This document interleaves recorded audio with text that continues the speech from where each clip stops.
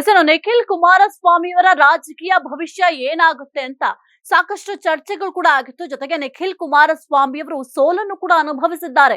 ಈಗ what next ಅಂತ ಯೋಚನೆ ಮಾಡ್ತಾ ಇದ್ರೆ ಯಾವ ಕ್ಷೇತ್ರದಲ್ಲಿ ನಿಖಿಲ್ ಕುಮಾರಸ್ವಾಮಿಯವರು ಸ್ಪರ್ಧೆ ಮಾಡ್ತಾರೆ ಅಂತಂದ್ರೆ ಮೇ ಬಿ ಮಧುಗಿರಿ ಕ್ಷೇತ್ರವನ್ನ ಆಯ್ಕೆ ಮಾಡ್ಕೊಳ್ಳಬಹುದು. ಯಾಕೆ ಮಧುಗಿರಿ ಕ್ಷೇತ್ರ ಸೂಕ್ತ ಆಗತ್ತೆ ಅಂತ ಯೋಚನೆ ಮಾಡಿದ್ರೆ ಚುನಾವಣಾ ರಾಜಕಾರಣದಿಂದ ರಾಜಣ್ಣ ನಿವೃತ್ತಿಯನ್ನ ಘೋಷಣೆ ಮಾಡುವ ಸಾಧ್ಯತೆ ಇದೆ. ಇನ್ನು ಮಧುಗಿರಿ ಕ್ಷೇತ್ರ ಹೊಸ ಅಭ್ಯರ್ಥಿಗಳನ್ನ ಕಾಣಬೇಕಾಗಿದೆ.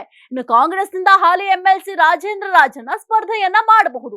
ಆಗ ಜೆಡಿಎಸ್ ನಿಂದ ನಿಖಿಲ್ ಕುಮಾರಸ್ವಾಮಿ ಅವರು ಸ್ಪರ್ಧೆ ಮಾಡಬಹುದು. ಇನ್ನು ಹೇಳಿ ಕೇಳಿ ಮಧುಗಿರಿಯಲ್ಲಿ ಜೆಡಿಎಸ್ಗೆ ಉತ್ತಮ ನೆಲೆ ಕೂಡ ಇದೆ.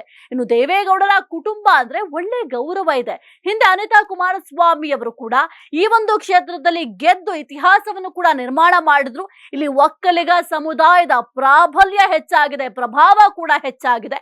ಇನ್ನು ಬಿಜೆಪಿ ಬೆಂಬಲವು ಕೂಡ ಸಿಕ್ಕಲ್ಲಿ ಸುಲಭವಾಗಿ ಗೆಲ್ಲಬಹುದು. ಯಾಕೆಂತಂದ್ರೆ ಮೈತ್ರಿ ಸ್ಥಳೀಯ ಚುನಾವಣೆಗೆ ಮಾತ್ರ ಅನ್ವಯ ಆಗೋದಿಲ್ಲ ಅಂತ ಅಷ್ಟೇ ಹೇಳಿರೋದು. ಹಾಗಾಗಿ ಬಿಜೆಪಿ ಬೆಂಬಲ ಸಿಕ್ಕಿದ್ರೆ ಸುಲಭವಾಗಿ ಗೆಲುವನ್ನ ಸಾಧಿಸಬಹುದು.